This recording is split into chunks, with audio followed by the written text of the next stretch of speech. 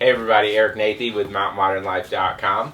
Today we're going to give you a quick rundown on how we created the custom countertops in our RV kitchen. Hopefully if you're looking to make some upgrades, it'll give you some inspiration along the way. Now real quick, if you look back here, you can see that everything's not completely finished. We still need to add the back trim, install the oven, and fully install the sink. Right now it's just resting in the spot here, but we want to give you a quick rundown anyway. So as some of you may know, in previous videos we had mentioned that we were going to be using reclaimed wood for our kitchen countertops and our bathroom countertops. Now for our bathroom countertop that still holds true, we were able to, but for our kitchen we just didn't quite have enough of the same wood to keep the consistency fluid throughout the entire countertop, so we had to start looking in other directions. So we started diving into it, and we considered both butcher block from IKEA or using hardwood flooring that we could pick up down the street at Floor & Decor. Once we started digging into it, we realized IKEA was a bit of a drive, and Floor & Decor had hardwood flooring, which was a little bit cheaper. So we decided to stop by there first and see where it would take us. Now once we got into Floor & Decor, we saw to the right hand side some unfinished red oak hardwood flooring. They had it in 3 different grades. We ended up going with the lowest grade, which is the utility grade, and when we were talking to the gentleman in the store there, he informed us that it's best practice when using utility grade to get about 20% extra. Now with the cost we were saving, we decided to go double, and we ended up spending $40 to get double what we needed for our countertop, and we couldn't be happier.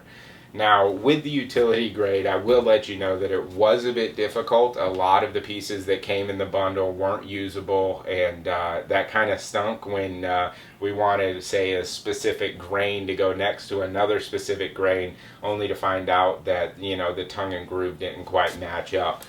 So there are difficulties that come with the utility grade, and if you want to have a little bit smoother of an attempt, you may want to go up a grade or even 2. But anyway, we went with utility, and here we are. So to give you a little bit of an idea of what we did, you can look behind me here and you can see our 45-degree angle that goes back to the corner. So what we did is we started with that 45-degree angle, and we cut our 2 back pieces that we wanted to go against the wall and buttered them up together. Then we built out, just like you would any flooring if you've done flooring. You connect the tongue and groove pieces. I can give you a little display here. So on this side we have the tongue, and on this side we have the groove. So once we figured out where we want our pieces, we just installed them together on the side to come out, and then front to back like this if we were going long ways.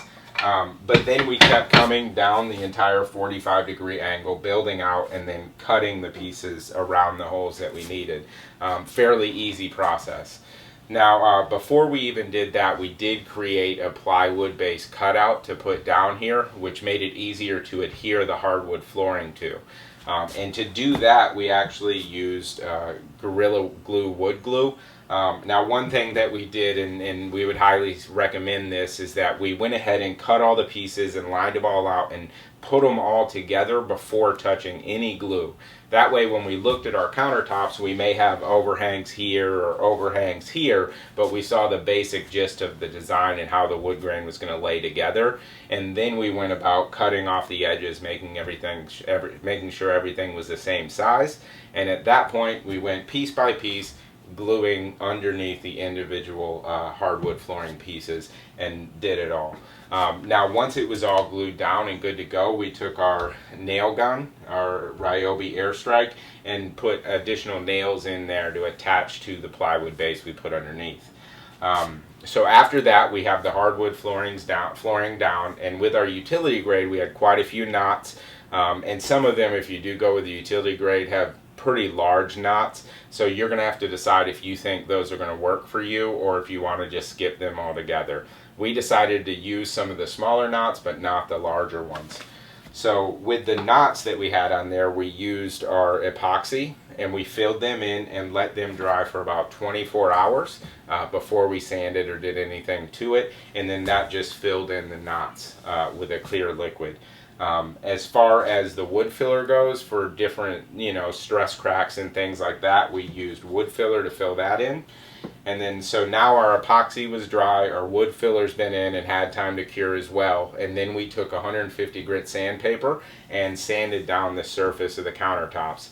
Now it's important for the sealer that we're going to be using, which we'll show you in another video here in the future, that we didn't use any grit that was finer than 150. And once we get to that video, we'll show you a little bit more. But other than that, I mean, that was a pretty basic rundown of how we did it. We used the tongue and groove hardwood flooring and set it down basically just like you would flooring, which is a pretty easy process. Got it all in and then added the trim along the side. So here in the future, like I said, we're going to have a post come out that will give you step-by-step instructions if you're looking for a little bit more detail. And we'll also get into how we sealed it and what we used to seal it in another video and a post here in the future as well. But that about wraps it up for our kitchen countertops in our RV. If you guys have any questions or comments, definitely feel free to leave them below and look for that link to our post here in the next couple of weeks. And as always, thank you much for stopping by, and we'll see you guys soon.